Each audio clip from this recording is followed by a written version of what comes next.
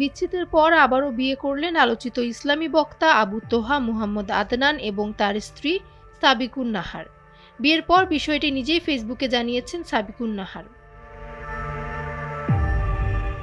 ফেসবুকে সাবিকুন নাহার লেখেন, দুনিয়াটা ক্ষণস্থায়ী, পুরো দস্তর ধোঁকা, নিখাদ এক প্রতারণা। কতদিনই আর বাঁচবো আমরা এই দুনিয়ায়? অন্তত পরকালের চুলচেরা হিসাব আর চিরস্থায়ী জান্নাতের সাফল্যই যেসব, সে সাফল্যের ভিখারি হয়েই আজ কথাগুলো লিখছি। নিজেদের সন্তানদের কথা উল্লেখ করে সাবিকুন নাহার আরও লেখেন, আলহামদুলিল্লাহ রব্বিল আলামিন, আলহামদুলিল্লাহ রব্বিল আলামিন। উসমান ও আয়েশা তাদের বাবা মাকে ফিরে পেয়েছে। আল্লাহুম্মা লাকাল হামদ। উল্লেখ্য, গত 21 অক্টোবর তোহা সাবিকুনের বিচ্ছেদ হয়। এরপর আবারও 2 ডিসেম্বর তারা নতুন করে বিবাহ বন্ধনে আবদ্ধ হয়।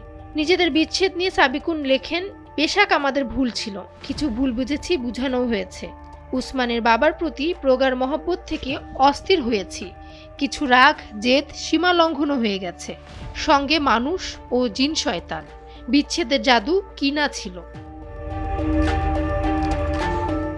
তবে বিচ্ছেদের পর তোহা সাবিকুনের বিয়ে নিয়ে নানা প্রশ্ন জেগেছে নেটিজেনদের মাঝে।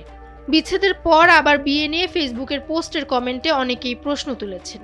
ডিভোর্সের পর যদি স্বামী স্ত্রী আবার এক হতে চায় তখন শরিয়া কি বলে, এমন প্রশ্নও তুলেছেন অনেকে।